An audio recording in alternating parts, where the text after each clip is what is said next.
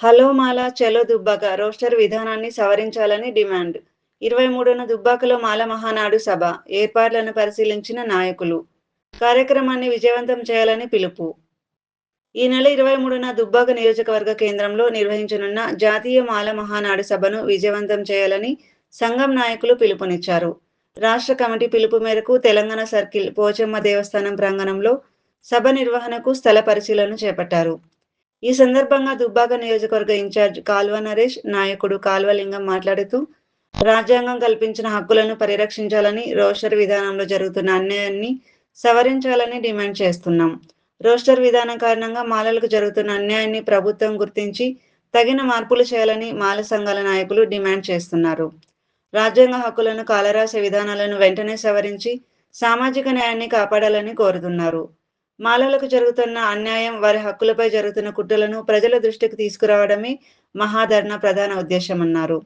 మాలల హక్కుల పరిరక్షణ కోసం ప్రతి ఒక్కరూ ఐక్యంగా ఉద్యమించాలని ఆయన పిలుపునిచ్చారు.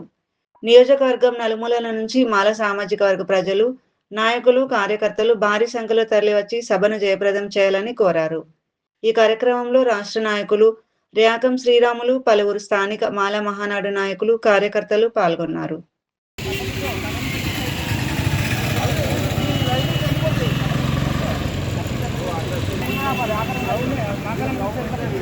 తెలంగాణ మాల మహానాడు ఆధ్వర్యంలో ఈ నెల 23వ తారీఖు ఆదివారం రోజున హలో మాల చెలో దుబ్బాక మాలల మహాధరణ కార్యక్రమం దుబ్బాక నియోజకవర్గ దుబ్బాక పట్టణంలోని తెలంగాణ తల్లి విగ్రహం పోచమ్మ టెంపుల్ చౌరస్తాలో మాల అంబేద్కర్ కుల సంఘాల మరియు ఉపకుల సంఘాల ఆధ్వర్యంలో నిర్వహించడం జరుగుతూ ఉంది. కేంద్ర రాష్ట్ర ప్రభుత్వాలు ఏదైతే మాలలకు ఎస్సీ వర్గీకరణ రోస్టర్ విధానం ద్వారా నిర్వీర్యం చేస్తూ మాలల ఐక్యతను దెబ్బతీస్తూ నిరుద్యోగులను ఉద్యోగాల్లో రాకుండా రోస్టర్ విధానాన్ని ఏర్పాటు చేసిరో దానికి నిరసనగా 20లో ఉన్నటువంటి రోస్టర్ను 16 స్థానాలకు దించాలని ఏబిసిడి వర్గీకరణ ఒక నియంతత్వ పాలనలో ఏబిసిడి వర్గీకరణ చేసిరు. ఇలాంటి మాలలను మాదిగలను కూర్చుండో పెట్టకుండా వర్గీకరణ చేసిరు కాబట్టి దానిని పునరావృతం చేయకుండా మరొక ఆలోచన చేసి వర్గీకరణపై స్పష్టమైన నిర్ణయం తీసుకోవాలనే ఉద్దేశంతో తెలంగాణ నలుమూలల్లో మాలలంతా ఏకమై ఈరోజు ధర్నా కార్యక్రమాలు నిర్వహిస్తూ ఉన్నారు.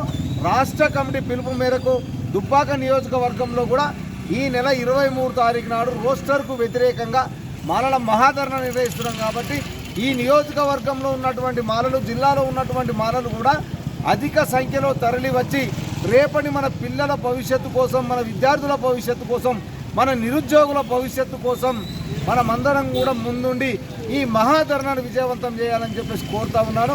ప్రతి ఒక్క నిరుద్యోగి కూడా రేపు 23 ఆదివారం తలపెట్టే ఈ మహాధరణలు పాల్గొని మీ యొక్క ఏదైతే గాథలు ఉన్నాయో ఈ రాష్ట్రంలో ఉన్నటువంటి ప్రభుత్వాలకు తెలియజేయాలి.